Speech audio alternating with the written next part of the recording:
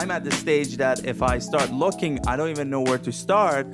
And is there any time that you find investors looking for opportunities instead of the founder looking for the investor? Investors, savvy investor, always look for opportunities, and you have the well-connected one that can get straight leads from Y Combinator, other accelerators, and other paths. But how do you, as a founder, find one? Well, first of all, it's all about network. So when reaching out to an investor, you would always want it to be a warm lead. So you would always want it to be someone in your network that can make an introduction, that can vouch for you just for them to see your deck over email, or just vouch for you to be able to arrange a meeting over Zoom or a coffee. So you will always want to get a warm lead. But a step before that, you would probably want to identify the right investors in your field, if you can. Then see, and you can use LinkedIn for it, and see, who are the mutual connections? Who can I ask to make an introduction? But before even making that, I would argue that you need to be prepared for meeting with investors. I think it takes practice. Your first investors meeting will probably not end up with them writing you a check. It's something that you'll need to learn along the way, because you need to learn how to speak with them, what they care about. I think we'll touch on that soon, but yeah, I'm gonna get deeper into Shark Tank, but before that, walk me through how you find investor. You go on AngelList and you identify them. You go on LinkedIn, identify. How do you find? Ideally, you'll reach out to your network.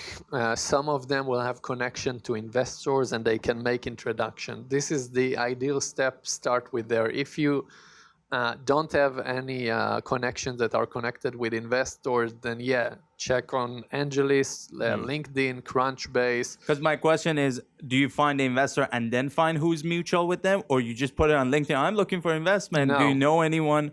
You do both. First of all, if you have people in your network that are connected to investors, maybe even not investors from your industry, that's fine.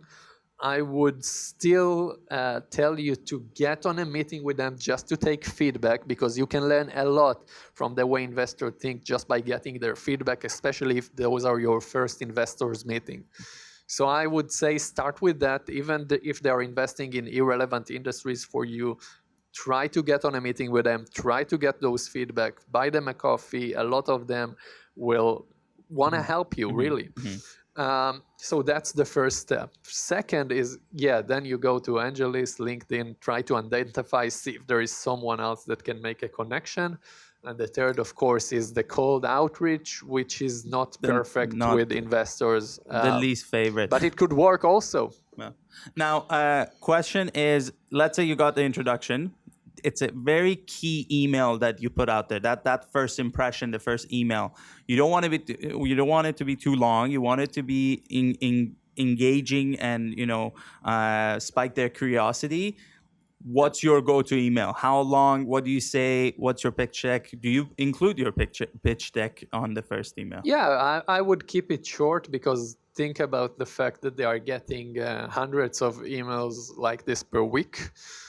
So keep it short, concise, tell what your startup business is all about in 1.5 sentences, and include a pitch deck.